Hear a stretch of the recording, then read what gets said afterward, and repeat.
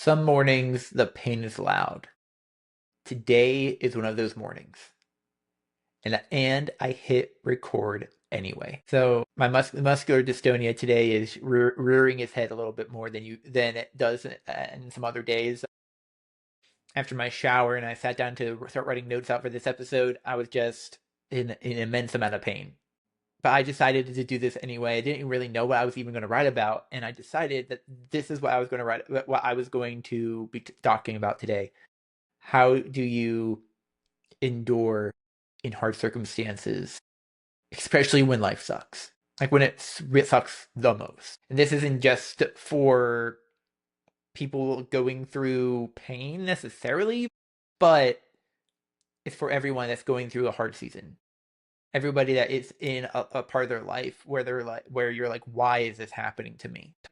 Talking about when life is hard with a friend isn't weakness, it's actually courage. Recently I gotta have a conversation with this man who I believe is going to be a new mentor in my life.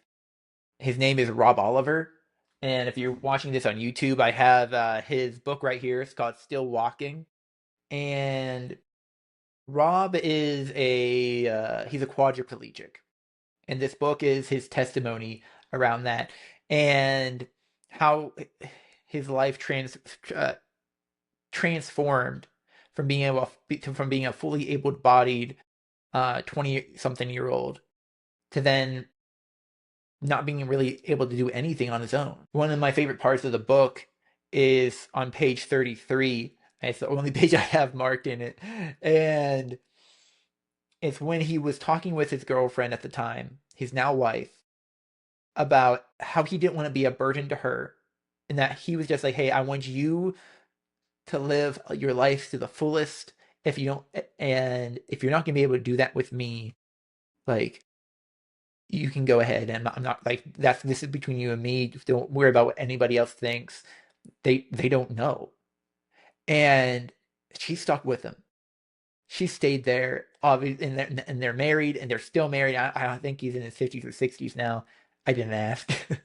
And I was introduced to him by Pastor Ed, who is the lead pastor at Amplified Church, and because I was talking to him about how my condition was just really taking a toll, and I can't imagine a better person that I could have talked to, somebody that knows truly what it's like to live every day in a situation that sucks, but then he keeps his faith and endures his calling and endures his condition to pursue his calling anyway. And for me, I can talk to him now. I can talk to Ed. But then I can also talk to my friend Andrew Rigato, who I'm pretty sure I talk about everything with, especially when life is hard.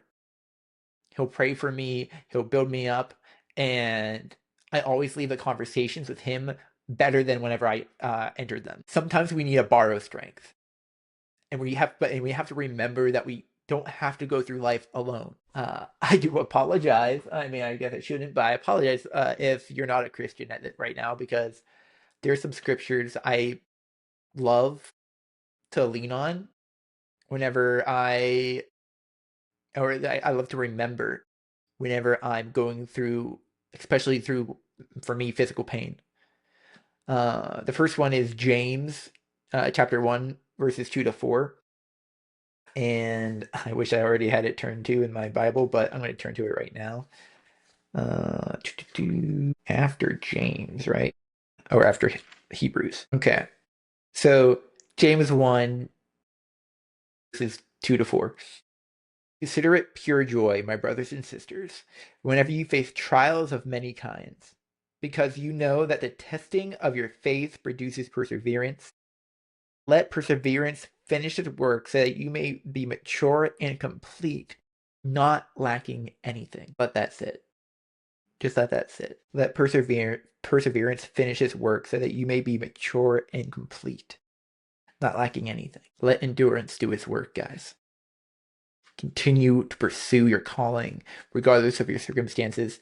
Endure the pain. Then the next one is 2 Corinthians 12, verse 9. But he said to me, my grace is sufficient for you, For my power is made perfect in weakness.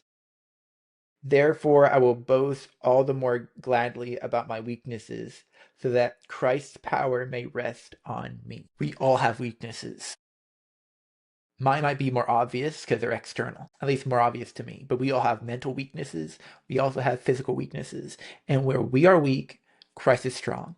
The light shines the brightest in darkness. My condition isn't a result of something God did, but but He shines the brightest through me because of it.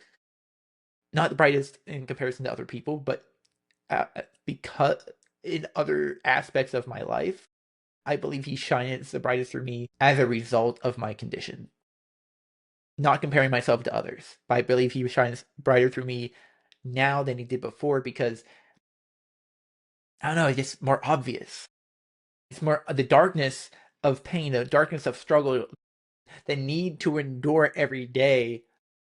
I can only attribute that to God and the presence of God, and even just knowing that, acknowledging the pain, enduring it doesn't remove the pain, obviously, but it does reframe it. I'm reading a book right now by Ed Mylett. It's called The Power of One More. I just recently read a chapter about standards and having and he talks about how you should have higher standards for yourself than you have for anybody else. And I know that I don't think he wrote this in the book, but I know that means even in hard circumstances, have a higher standard for yourself. Personally, I don't want to be understood. I don't know that might sound a little weird, but I want my actions, because this is what he says in the book, your actions display your standards to everybody around you. And it's your actions that influence other people. John Maxwell says leadership is influence and everybody has influence. You are leading people through your actions, and your actions display your standards. If your actions aren't producing good fruit, that means it means the standards that are producing your actions are also, it means your standards just aren't good. uh, and so whenever you're going through life, even in hard times, personally, I want my standards to be higher than um, the person next to me, because I'm my own worst critic. I'm gonna push myself. I'm my own harshest critic. I'm gonna push myself harder than I push anybody else, because I know where I fall short more than I know where Andrew falls short, or where I know you fall short. I know where I fall short. So I know the standards. I know the standards that I need to improve on, and I know the standards that I need to one up.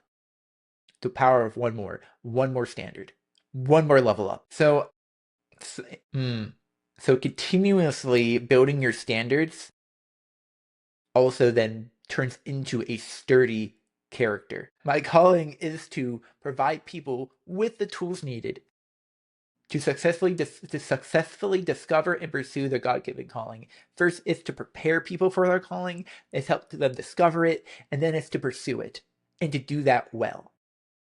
And I need also so I can't just do that by my words. I have to do that through my actions.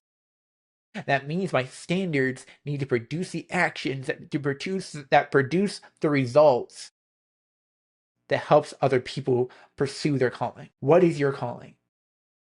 Do your standards produce the actions that produce the fruit of what your calling is for? I think a great way, this is just coming to me now, but a great way, and once you have your calling, once you feel like you understand what it is, reverse engineering. You notice how I was going forward up the ladder from standards to actions to the fruit, which should display your calling. What is your calling?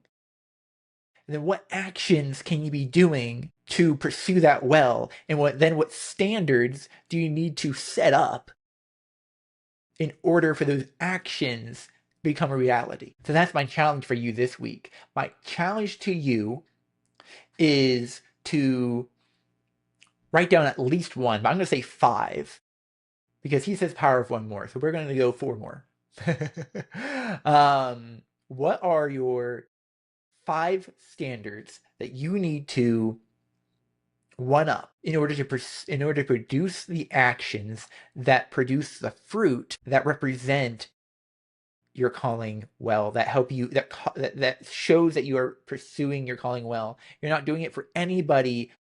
Well, you're doing it for everybody that you're meant to serve, but you're not setting these. So whenever you're setting these standards, you're setting the standard for the action. The action is for the fruit, and the fruit is for the people. Just letting you sit with that for a second. How do you want to influence people? What fruit do you want to give them? What actions are going to produce that fruit? And what standards are going to produce those actions? Just reflect on that. Where do you need to raise your standards even when life is hard? So guys, if this is something you're interested in, if this is something you're actually, now you're like, man, I want to dive into this deeper. I want to add value to your life by offering you a free coaching session. It's actually one of 3 free coaching sessions. So there's going to be a link in the show notes where you can schedule that.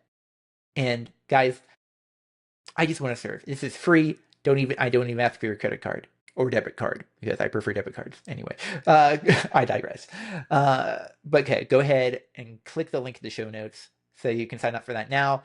And guys, I pray that you got something out of this episode, because this is one that honestly went way better than I thought it could ever go. So I give all the glory to God for that. But I just pray that Lord God, I pray that the people in this episode, the people that listen to this episode, God, that they are lifted up. God, that they raise their standards, pursue the calling that you put on their lives, Jesus. So that they can serve the people that they've been called to serve well. Guys, thank you for listening to this episode. Share it out with everybody, because I know this is going to change somebody's life. I know that. So go ahead and share this with all of your friends, all of your family. Share it on social media, because guys, I know, like, what I'm talking about today, like, this is what pursuing your calling is. Yeah, but yes, share it out on social media. Give this podcast a 5-star review. And guys, keep pursuing your calling well. I'll see you next time.